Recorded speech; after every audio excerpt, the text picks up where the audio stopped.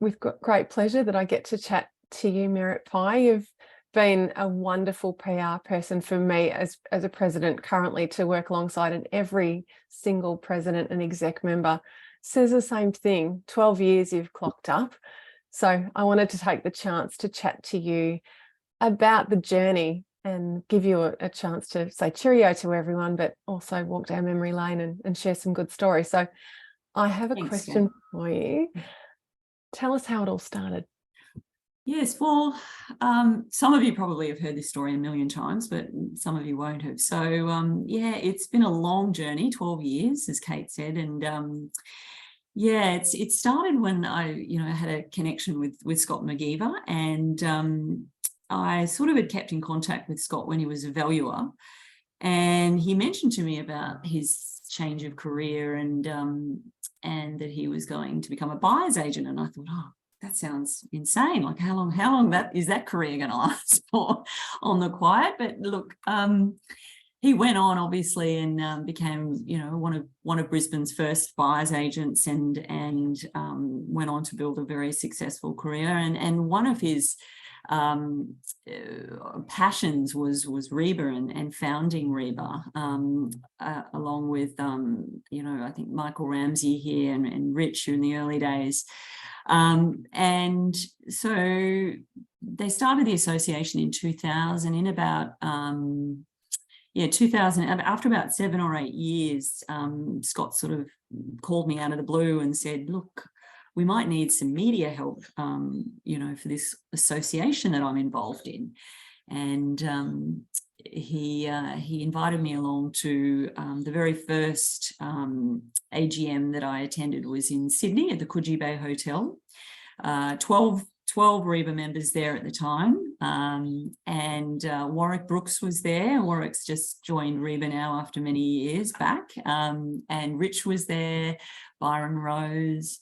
And I remember sitting around a table and about 75% of the time was spent debating about what percentage of your business should be vendor advocacy and what percentage should be buyer's agency. And this discussion went on for, I kid you not, hours.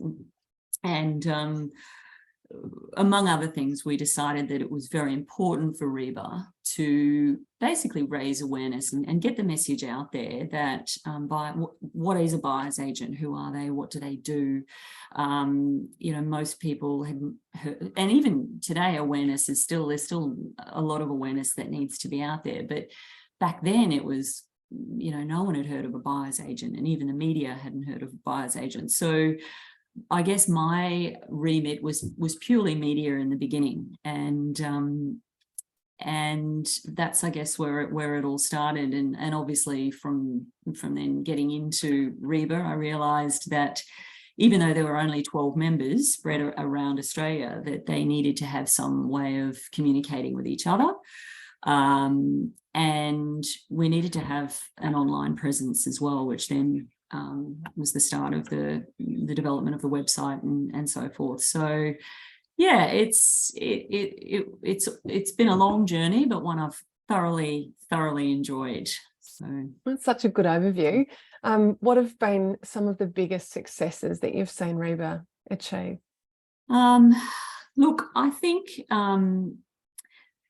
there's been a lot. I mean, obviously, I think the branding in 2015, where we really, got our logo, did our website, which probably obviously now needs, it's 8 years old. It does need an overhaul now. But at the time, we went from just having a page presence to having a proper website. And a website where we could profile our members, have a member directory, and obviously to educate consumers twofold, to raise awareness of buyer's agency and the importance of becoming a Reba buyer's agent, but also then educating the public on what is a buyer's agent, what can they do, and why should I engage the services of a buyer's agent. So I think the branding was very important, and to this day I think the branding has done us well and done us proud. So I think that was a highlight. I think I think media exposure has been wonderful. I think we have and that's not just to blow my own trumpet, but I think working alongside the presidents of REBA has helped me, as well. That, it hasn't just been me. I've had to work alongside some amazing presidents over the years. Jackie Parker, Scott, yourself, Cate, of course, Rich Harvey, and love it or hate it, that Buying Blind, which was on Channel 9 a few years back, where Rich was the front man. I mean, they came to REBA to look for that presenter. And opportunities like that to raise awareness of buyers agents and who we are out there.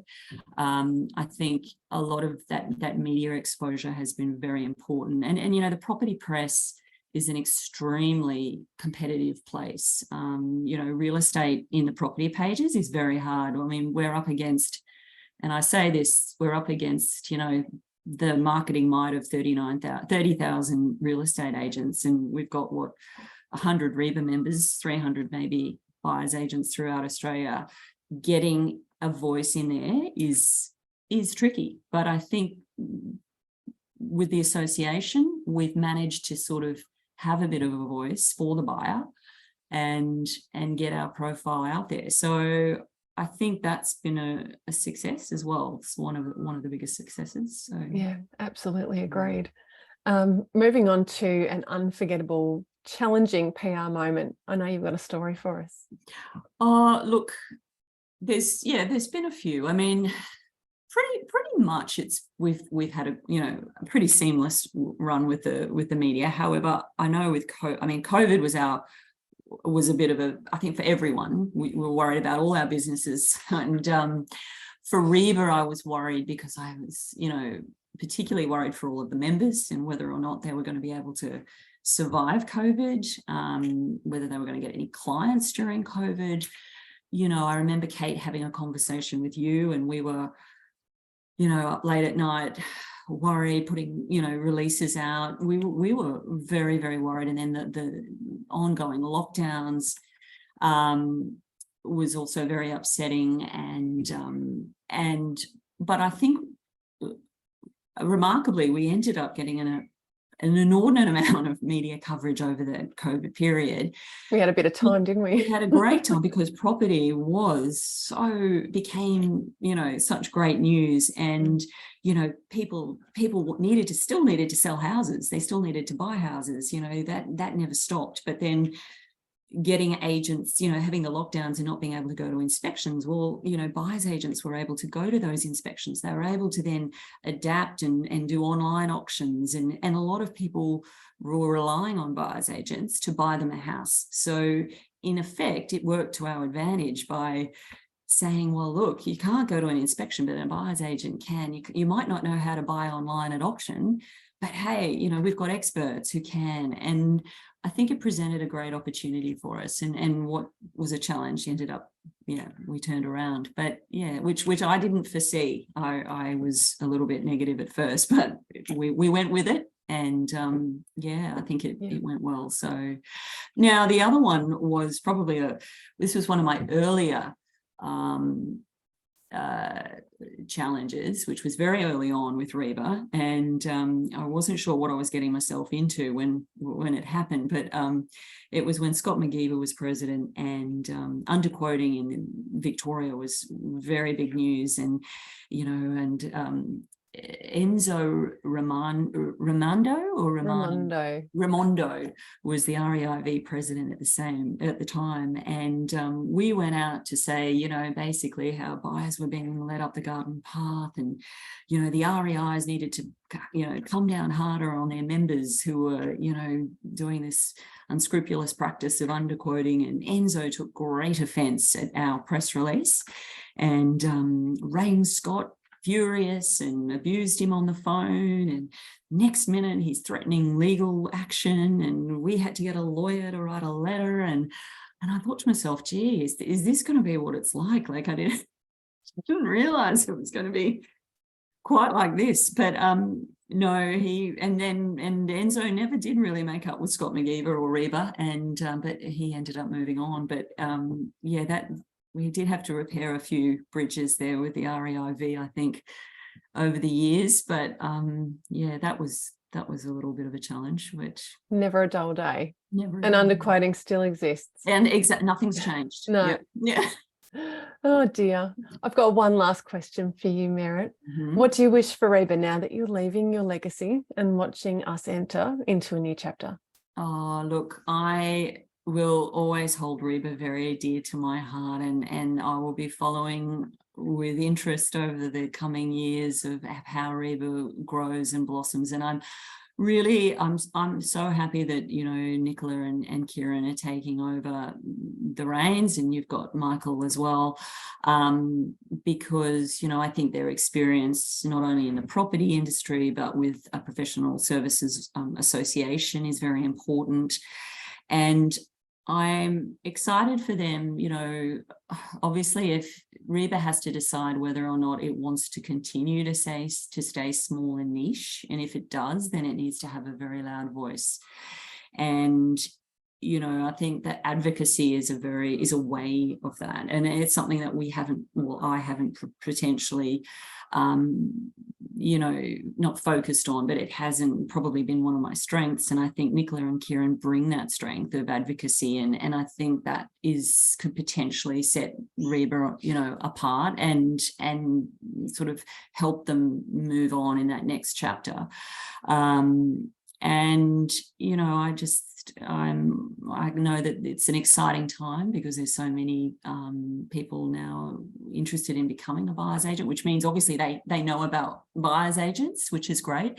So with awareness comes obviously a whole new breed of buyer's agents that's about to come, and that the industry is just going to balloon. So I think it's an exciting time, and I think, you know, it's some great opportunities there, and I just wish you all the very best.